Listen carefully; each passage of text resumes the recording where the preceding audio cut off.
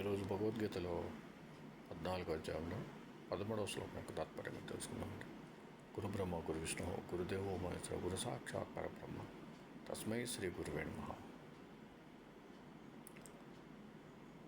అప్రకాశో అప్రవృత్తిచ్చ ప్రమాదో మోహ ఏవచ తమస్యేతాని జాయంతే వివృద్ధే కురునందన.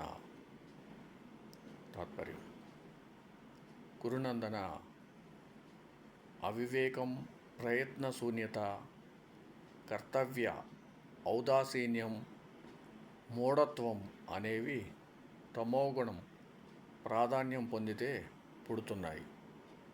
ఇవి తమోవృద్ధి సూచకాలు అని గ్రహించు. ఓం నమో సద్గురు సాయినాథ్ మహారాజ్ కి జయ.